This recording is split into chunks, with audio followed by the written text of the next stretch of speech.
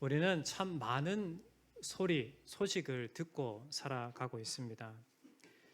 좋은 소식도 있고 또 나쁜 소식도 있고 때로는 슬픈 소식도 들려져 오고 때로는 우리가 반드시 알아야 될 그러한 소식도 듣게 됩니다. 때로는 우리가 듣지 않은만 못한 듣지 말아야 될 그러한 얘기, 소식도 우리는 듣게 됩니다. 그러면 여러분, 오늘날 우리에게 주어진 하나님의 말씀이라고 하는 성경은 어떻습니까? 성경은 우리에게 무엇을 말해주고 있을까요? 우리가 반드시 들어야 할 하나님의 말씀을 말씀해 주고 있습니까? 아니면 듣지 않아도 되는 말씀입니까? 또는 그냥 지나쳐도 되는 말씀입니까? 여러분 잘 아시다시피 성경은 우리가 반드시 들어야 할 하나님의 말씀이 되는 줄 믿습니다. 오늘 본문을 통해서 듣게 되는 하나님의 말씀이 무엇일까요? 세례 요한을 통해서 전해지고 있는 하나님의 말씀이 무엇입니까? 세례 요한의 외침과 세례 요한의 이 선포는 짧은 내용이지만 너무나도 급박하고 중요한 메시지를 담고 있습니다. 여러분이 매우 급박할 때 어떻게 외치게 됩니까? 조심해, 뒤를 봐. 야! 짧은 외침이지만 그 하나의 외침으로 인해서 듣는 사람으로 하여금 살릴 수 있는 그러한 급박한 외침을 전해주고 있게 됩니다. 오늘 말씀에도 세례 요한의 선포도 바로 그러했다라는 겁니다. 이렇게 광야에서 외치는 소리로 세례 요한은 무엇을 선포하고 그리고 이 선포한 말씀의 출처가 어디입니까? 1절 말씀은 이렇게 말씀합니다. 1절을 보시면 그때의 세례 요한이 이르되 유대 광야에서 전파하여 말하되 말씀합니다. 세례 요한이 유대 광야에서 전파했다라고 이렇게 말씀을 하는데 광야라고 하는 것은 적막하고 황량한 장소가 바로 광야입니다. 메시아의 길을 예비하는 자로 태어난 이 요한은 어릴 때부터 광야로 나가서 그곳에서 하나님과의 깊은 교제를 통해 하나님의 말씀을 듣고 하나님의 말씀을 받고 살아갔던 그런 선지자였습니다. 그런 그가 전파하여 말하매라고 말씀하는 것은 그가 지금 유대 백성들에게 선포하고 전파하는 이 말씀이 자신의 이야기가 아니라 바로 하나님께서 그에게 주신 말씀이다라는 것입니다. 즉 세례 요한이 이렇게 선포하게 된 것은 하나님께서 세례 요한을 통해서 선포하게 하신 말씀이다라는 겁니다.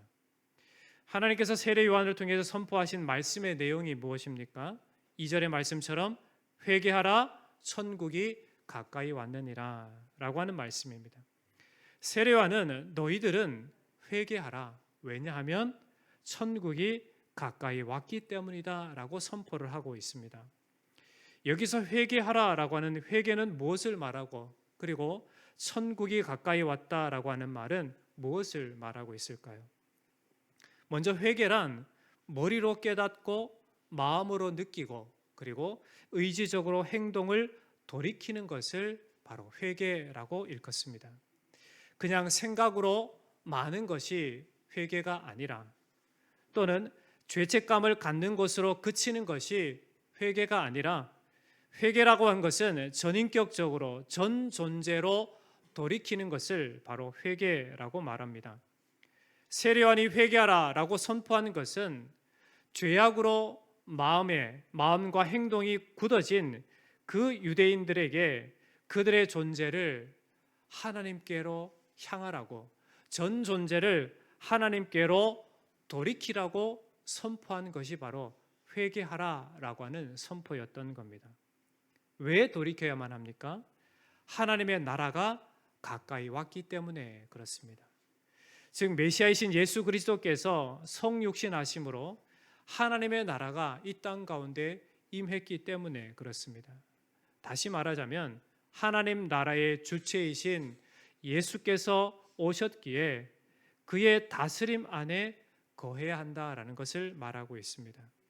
하나님 나라에 거하기 위해서는 전 존재가 하나님을 향하는 회개가 반드시 필요했기 때문에 그렇습니다.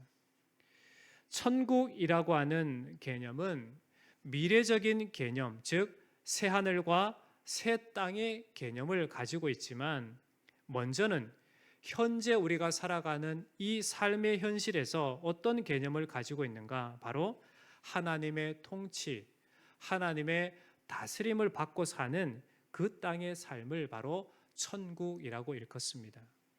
즉 하나님의 백성, 성도라고 한다면 현실의 삶에서 마땅히 하나님의 통치와 다스림을 받아야 한다라는 것을 이야기합니다. 그런 의미에서 하나님의 다스림을 받는 사람이라면 마땅히 죄에서 돌이켜야 하고 회개를 해야만 하는 겁니다. 하나님 나라의 백성으로 산다라고 하는 것은 모든 죄를 회개하고 멀리하며 하나님의 통치 안에 거해야 된다라는 것을 일컫습니다. 다시 말씀드리면 우리가 하나님 나라에 거한다, 천국의 삶을 살아간다라고 하는 것은 미래적인 개념과 현재적인 개념을 동시에 갖고 있는 겁니다. 우리가 죽어서 어디 갑니까? 천국 간다라고 이야기를 합니다. 그러면 오늘 삶은 어떠한 삶입니까? 하나님의 자녀로서의 삶, 즉 하늘 나라로서의 삶, 천국의 삶을 살아가고 있는 것이 오늘 현재의 삶입니다. 그렇다면 하나님 나라를 살아가는, 천국을 살아가는 삶이기 때문에 우리의 전 존재가 어디를 향해 있어야만 합니까? 하나님을 향해 있어야만 하는 겁니다. 내 안에 죄를 그냥 둬야만 합니까? 다 없애야만 합니다. 그러기에 철저히 하나님 앞에 회개하고 돌이키는 삶의 모습이 필요하다라는 겁니다. 세례요한의 이러한 외침에 사람들이 어떻게 반응을 합니까? 5절 말씀 보시면 이때 예루살렘과 온 유대와 요단강 사방에서 다 그에게로 나왔다라고 말씀합니다. 수많은 사람들이 세례요한의 그 외침을 듣고 누구에게 나옵니까? 세례요한에게 나옵니다. 세례요한에게 나와서 그 사람들이 무엇합니까? 자신의 죄를 자복하고 회개하고 그리고 세례요한을 통해서 세례를 받게 되는 그러한 역사를 경험하게 됩니다. 세례요한에게 나오는 부류는 두 부류가 있습니다. 첫 번째 부류는 세례요한의 그 외침을 듣고 회개하라 천국이 가까이 왔느니라 라고 하는 외침을 듣고 철저히 자신의 죄를 자복하고 회개하는 부류가 있고, 또 한 부류는 철저히 그것을 무시하고 지금 현재 자기 자신의 삶에 대한 부분을 만족하면서 나는 괜찮다라고 하는 사람이 있다라는 겁니다. 세례요한에 나온 첫 번째 부류 사람들을 살펴보면 자기들의 죄를 자복하고 세례받기를 원하는 사람들이었습니다. 자복하고 세례를 받는다라고 하는 것은 세례요한의 회개하라 천국이 가까이 왔느니라 라고 하는 이 엄중한 선포를 듣고 이러한 마음을 분명히 가졌을 겁니다. 내가 지금 이렇게 살아가는 게 맞는 것인가? 내가 진짜 이렇게 살아가는 게 옳은 것인가? 라고 하는 것을 깊이 있게 생각을 해 보았을 겁니다. 그 결과 이렇게 살아서는 안 되겠다라고 하는 분명한 인식을 가지고 지금의 삶의 방향을 틀어서 전 존재로 하나님을 향하는 그러한 진정한 회개의 모습으로 나아왔던 겁니다. 이들이 회개했다라고 하는 것은 철저히 지금의 현재의 삶의 방향과 마음, 삶의 태도를 돌이켰다라는 것을 의미합니다. 즉 하나님께 전 존재를 돌려 주의 뜻을 향하고 있다라는 것을 이야기해 주고 있습니다. 그런데 두 번째 부류의 사람들은 어떤 사람들입니까? 7절 상반절에 보면 요한이 많은 바리새인들과 사두개인들이 세례 베푸는 대로 오는 것을 보았다라고 말합니다. 두 번째 부류의 사람들은 당시 종교 지도자라고 할 수 있는 바리새인들과 사두개인들이었습니다. 이들은 왜 세례 요한에게 나왔을까요? 자신들의 죄를 자복하기 위해서, 회개하기 위해서, 세례를 받기 위해서 왔을까요? 결코 아닙니다. 이들은 어떤 자라고 세례 요한이 지적하고 있는가? 7절 하반절부터 9절 말씀을 보면 독사의 자식들아 누가 너희를 가르쳐 임박한 진노를 피하라 하더냐?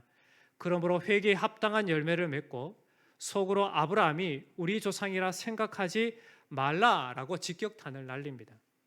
독사의 자식, 진노를 받을 자, 회개에 합당한 열매를 맺지 못한 자, 스스로 아브라함의 자손이라 하지만 아브라함의 자손이 아닌 자라고 이렇게 직격탄을 날리고 있다는 겁니다. 그렇다면 왜 세례 요한은 이들에게 이렇게 책망하게 될까요? 그들은 하나님을 안다고 하지만 모르는 사람들과 마찬가지였다라는 겁니다. 그리고 스스로 겸손하다 할 뿐 하나님 보시기에 철저히 교만한 자였습니다. 겉으로 보기에는 멀쩡해 보이고 겉으로 보기에는 신실해 보이고 겉으로 보기에는 진짜 하나님을 잘 섬기는 것처럼 보이는데 그들의 마음 중심의 뚜껑을 열어보니까 실상은 전혀 아니다라는 것을 지적하고 있습니다. 하나님 보시기에 철저히 겸손하고 회개하는 자처럼 보이지만 하나님 보시기에 하나님 앞에 철저히 교만하고 회개치 않는 사람들이었던 겁니다. 한마디로 외식하는 자, 한마디로 허울뿐인 그러한 자였다라는 겁니다. 회개에 합당한 열매, 즉 마음속의 회개가 외적 생활로 구체적으로 나타나야 함에도 불구하고 바리새인과 사두개인들은 회개에 합당한 열매를 맺지 못하고 있었던 겁니다. 그러면서도 열매 맺고 있는 자처럼 그렇게 거들먹거리면서 자기 자신들을 자랑할 뿐이었다라는 겁니다.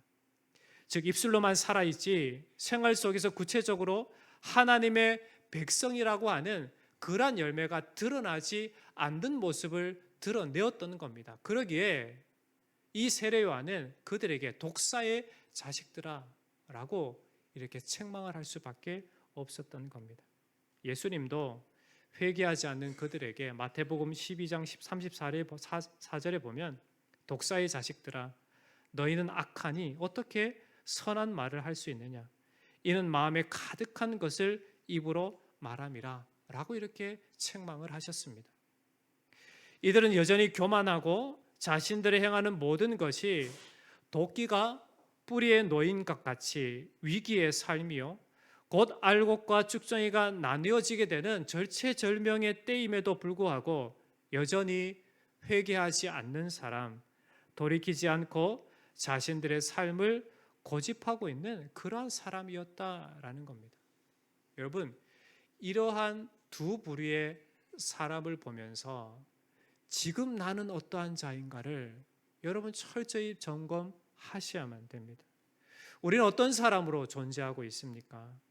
하나님을 믿는 성도로 살아간다라고 하는데 동일하게 세례 요한의 앞에 왔던 이 두 부류의 사람들처럼 내가 진짜 이렇게 살아도 되는가라고 하는 그러한 철저히 자기 자신의 반성을 삼아 하나님 앞에 회개하고자 돌이켰던 그러한 사람으로 살아가고 있는가?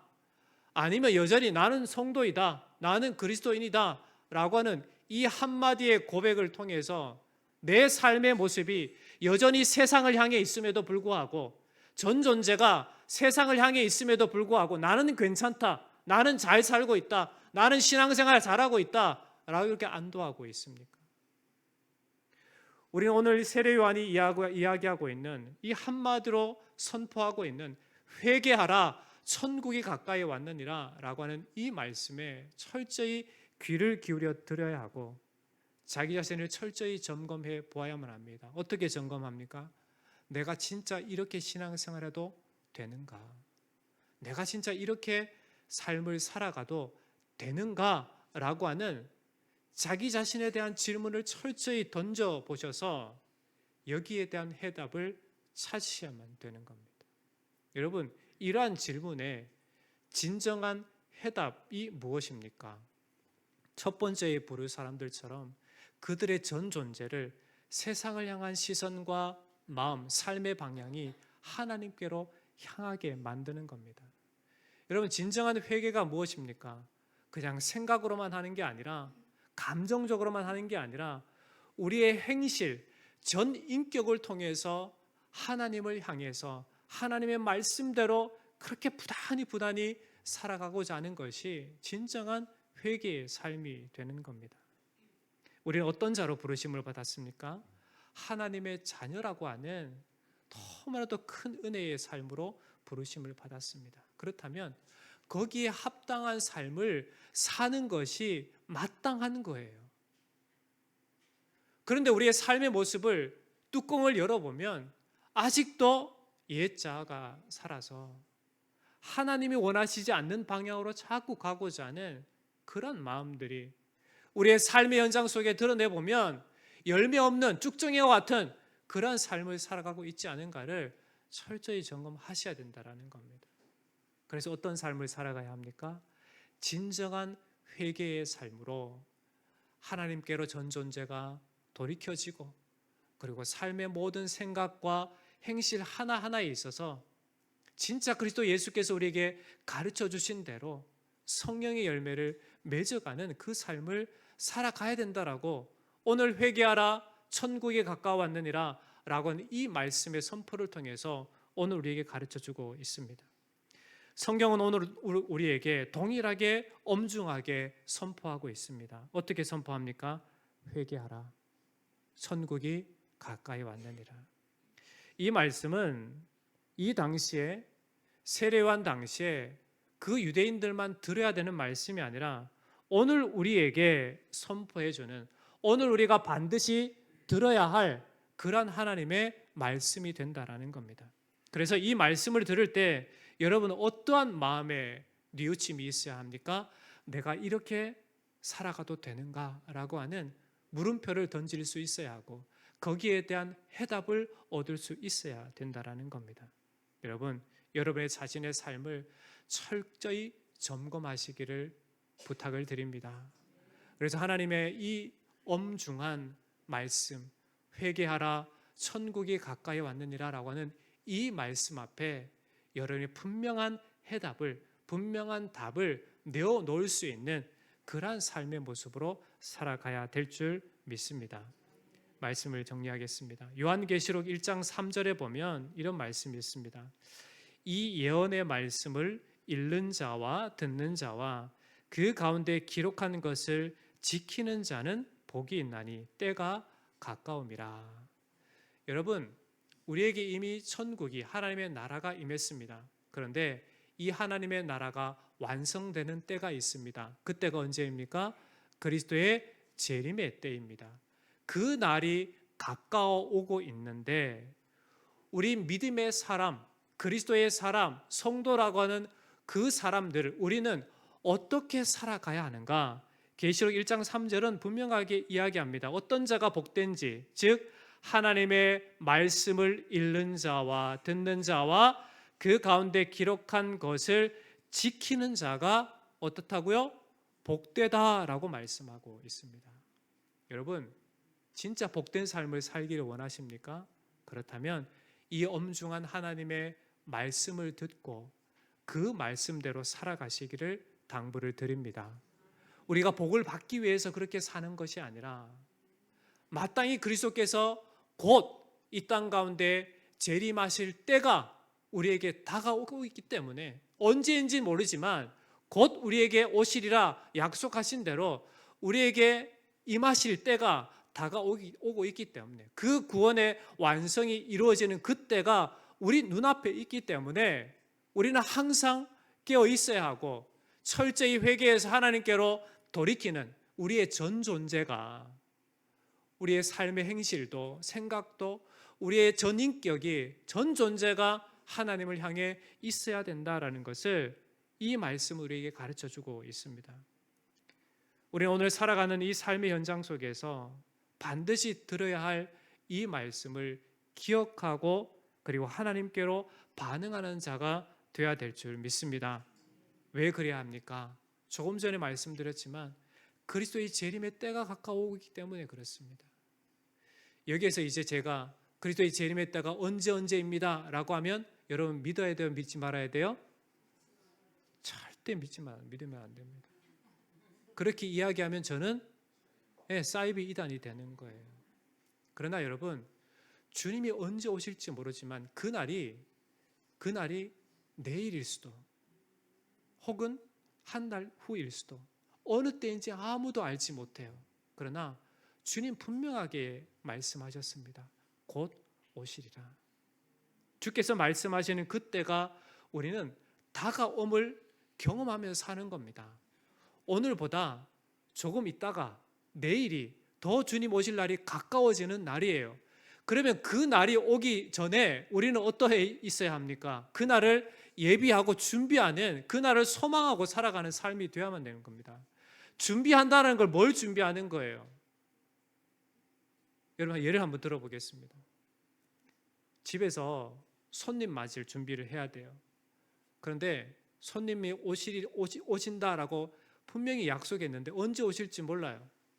그럼 여러분 어떻게 하실래요? 집안 어떻게 하실 거예요? 그냥 옷벗은 그냥 막 이렇게 널어놓고 밥 먹던 거 하나도 안 치우고 그럼 막 쌓아놓고 그냥 그렇게 있으셔야 돼요? 어떻게 하셔야 돼요? 정리해야죠. 여러분 주무시다 깨가지고 머리가 이렇게 들어있는데 그냥 가만히 있으실 거예요? 어떻게 합니까? 정리해야죠. 깨끗하게. 손님 맞을 준비를 해야죠. 너무 쉬운 표현이죠? 여러분, 주님 오실 날이 바로 그러합니다. 언제 오실지 모르지만 그 날을 예비하고 준비하는 삶이 바로 오늘 하나님의 자녀로 부르심을 받은 우리가 그 구원의 완성이 이루어지는 주님의 재림의 때를 준비하며 살아가라고 오늘 우리의 삶을 우리에게 허락해 주시는 거예요. 그러니까 하나님의 말씀이 들려질 때 우리는 어떻게 들어야만 합니까? 그것이 곧 나에게 하시는 말씀이다 라는 사실을 알아들으시고, 그리고 그 말씀대로 우리는 예비하며 준비하며 하나님의 백성답게 하나님의 나라를 오늘 살아가야만 되는 겁니다. 여러분, 이 말씀을 대할 때 세례안의 이 선포가 우리를 향한 선포임을 여러분 명심하시기를 주의 이름으로 축원합니다. 우리는 무엇보다 우리의 전 존재가 지금 이 순간 하나님을 향해 있는가, 아니면 아직도 나의 욕정, 욕망, 세상의 가치관으로 가득 차서 그렇게 살아가고 있는가를 철저히 점검해서 내가 지금 이렇게 살아도 되는가? 이렇게 하면 안 되는데 라고 하는 분명한 깨달음 가운데 하나님께로 돌이키는 은혜가 여러분의 삶의 현장 가운데 있기를 축원합니다. 여러분, 주님 오실 날이 언제인지 모르지만 분명하게 약속된 대로 앞으로 도래할 날이 바로 주님께서 우리에게 약속하신 대로 오시는 그 날입니다. 그러기에 그 날이 오기까지 우리는 그 날을 예비하고 우리의 전 존재가 주님 앞에 살아가는 자임을 기억하고 부끄럽지 않는 그러한 삶을, 오늘 하루의 삶을 살아가는 은혜가 있기를 주의 이름으로 축원합니다. 그래서 항상 우리의 심령, 우리의 생각, 우리의 삶의 모습 하나하나, 여러분 말 한마디 한마디, 여러분의 행동 하나하나가 진짜 하나님이 받으실 만한 성도로서의 삶을 살아나가셔서 끝내 승리하는 믿음의 삶이 되시기를 주님의 이름으로 부탁을 드립니다. 기도하겠습니다. 거룩하신 하나님 아버지, 생명의 말씀은 우리를 살리기 위하여 끊임없이 외치고 또 외치고 있습니다. 오늘 세례요를 통해서 우리에게 선포하시는 엄중한 하나님의 말씀이 무엇입니까? 회개하라, 천국이 가까이 왔느니라 우리에게 말씀해 주고 있습니다. 주님, 이 말씀 앞에 우리 자신을 철저히 점검하게 하여 주옵소서. 그래서 내가 지금 이러한 생각을 갖고, 내가 이러한 태도를 가지고, 내가 이러한 삶을 살아가도 되는가라고 하는 질문을 던져서 철저히 우리의 전 존재가 하나님만을 향할 수 있는 복된 자들이 되게 하여 주옵소서. 그래서 주님, 이 땅 가운데 다시 오시는 그 구원의 완성이 이루어지는 그 재림의 때까지 우리에게 준 이 믿음을 지키고 주님만을 향한 복된 걸음이 다 되게 하여 주옵소서. 살아계신 예수님의 이름으로 간절히 기도하옵나이다. 아멘.